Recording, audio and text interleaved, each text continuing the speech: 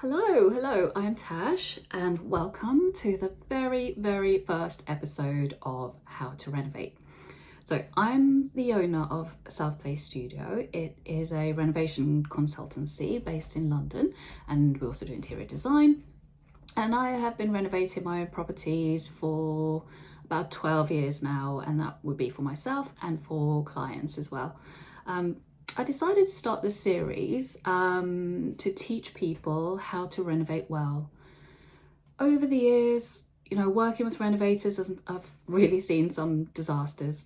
Renovating, it's complex, it's confusing, it's expensive, and I can literally see the fear in people's eyes when they decide to finally go ahead with their renovation. So this series and all the other materials and products I create are there to teach you about the different aspects of renovating, and as well as the kind of the clear and correct sequence of doing a renovation. And that's all the way through from dreaming about your ideal home all the way through to, karate chopping those cushions on your sofa when you finally finish. But actually, I hate karate chopping cushions. I prefer a more relaxed vibe where my cushions don't kind of live in fear, but I know some people like to do it that way. So renovating can be overwhelming. There are layers of budgets, timelines, professionals, tradespeople, bureaucracy to manage. Not to mention losing sight of actually achieving the design of your dream home. And at the end of it all, I just really want to help renovators navigate the process correctly to achieve clarity, results, and of course their dream home. For me, having carried out all the renovations that I have and having worked with clients, renovating a dream home has never just been about what it looks like and the aesthetics. It's all just adding on some extra space. It's just so much more than that. It's about making the absolute most of what you happen to have. It's making it functional to support your family unit through both the best and the worst and the most stressful times, and really renovate to bring ease to people's busy daily lives. Your home should support you. It should be a sanctuary to retreat to, kind of a nice warm bubble to celebrate special moments in, and this kind of cocoon for you and yours where you can create special memories in. And it really is what I strive to create for each of my clients when I work with them, and is also what I want to teach you with this series that I've created, so that you can do this in your own home as well and not just be about the adding the space and just what it looks like. It needs to be more than that, and it needs to work for you. But generally I find people don't really know where to start with a renovation. Quite often they start in the wrong place, which then causes kind of expensive issues and delays down the line. So before deciding to create the series and the other resources I've made for you, I actually surveyed a number of my current and previous clients who renovated. And I wanted to find out exactly what they found the most difficult about renovating. And a few things that came out on top. And of course, top is budget for a lot of people.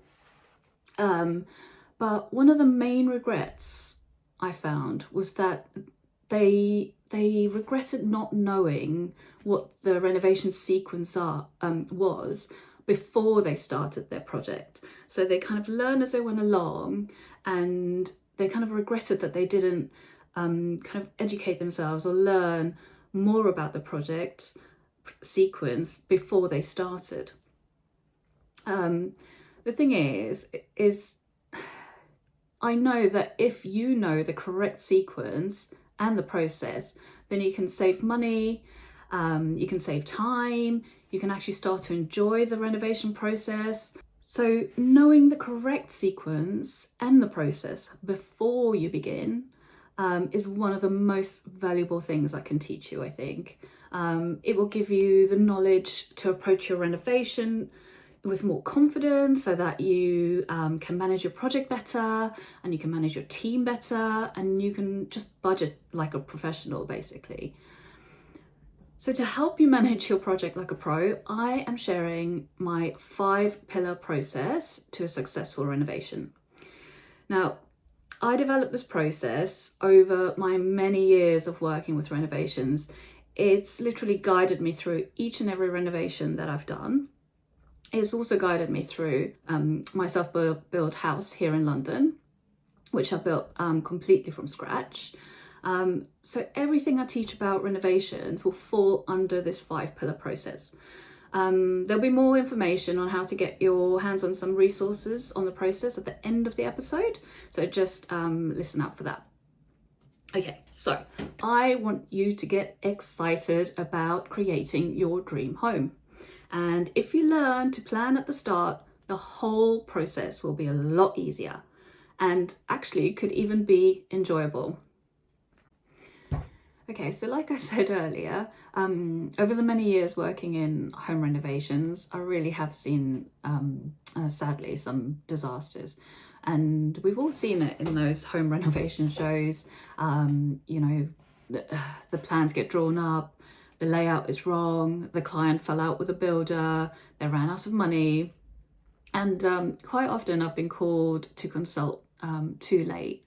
So it's usually once things have gone wrong and the renovator wants to know how they can fix it and how perhaps they could have done things differently so they weren't in that position that they find themselves in. I've come across all sorts of problems before. The problems could range from the architectural drawings not meeting the expectations or the brief of the client or the budget.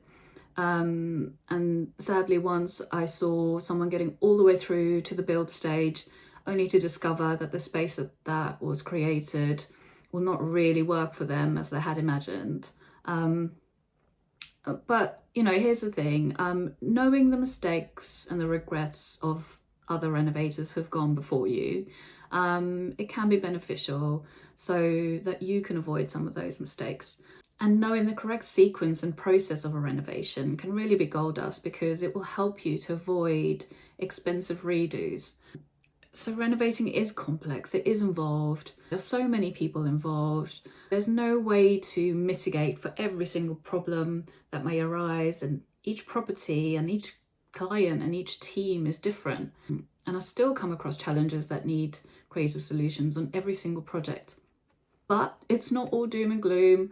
You can prepare yourself for the best outcome. If you put in some work and some research at the start of the project, before you even engage your first professional, you can familiarize yourself with the process, the sequence of the renovation from start to finish, and you will have the knowledge and the confidence to keep control of your own project. And I really have made this series to help you do just that. Okay, so let's get to it. In this episode, we're going to talk about the common renovation regrets and concerns that renovators have. So in the 5-pillar process of the correct sequence of a renovation, the info in this episode falls under Pillar 1, planning. Okay, so let's get to it. In this episode, we're going to talk about the common renovation regrets and concerns that renovators have. So in the 5-pillar process of the correct sequence of a renovation, the info in this episode falls under Pillar 1, planning. So in this episode, we're going to go over 4 common regrets and concerns about renovating. And I surveyed a number of renovators, like I said, and this is what they said. So number 1, you guessed it, wishing they'd known more about the correct sequence of a renovation before starting their project. So as I've just been talking about, many felt like they would have been more in control of their team, their budget, their timings, had they learned more about the process before diving straight into their renovation and having to learn on the fly. So the second regret is wishing they'd hired the right professionals in the correct sequence at the start of the project. So with this, many people assume that the architect could be the first person or the best place to start. And, sometimes it is, but without a specific and clear brief from you, the architect could waste hours preparing designs that are not quite suitable for you or not what you had in mind.